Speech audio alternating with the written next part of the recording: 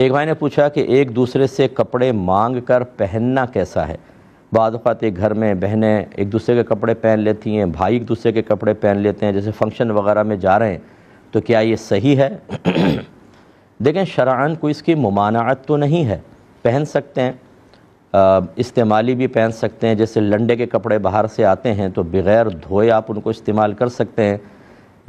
خود یہ ہمارے اکابرین نے لکھا کہ جب صحابہ کرام کسی جگہ پر حملہ کرتے، مال غنیمت پہ کپڑے آتے اور ان پر کوئی ظاہری نجاست نہ ہوتی تو وہ بغیر دھوئے ان کو پہن لیا کرتے تھے، اور ان کے برتن بغیر دھوئے استعمال کر لیا کرتے تھے، یعنی جب کہ ظاہری نجاست نہیں تو وہ پاک ہیں اور استعمال کر لیا کرتے تھے۔ یعنی اس اعتبار سے تو دوسرے کے کپڑا ایک طریقے سے استعمال کرنا خود ثابت ہوا۔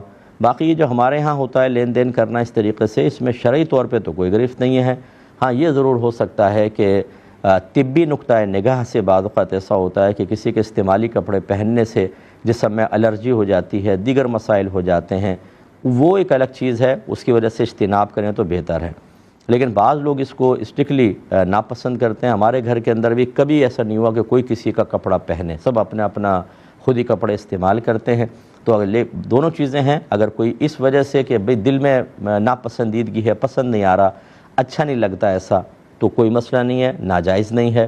اور اگر کوئی انڈرسٹینڈنگ سے ایک دوسرے کے کپڑے استعمال کر لیتا ہے، جیسے بھائیوں کے بہنوں کے سائز تقریباً بعض اوقات ایک جیسے ہوتے ہیں، تو اس میں بھی شرعاً کوئی ممانعت نہیں ہے۔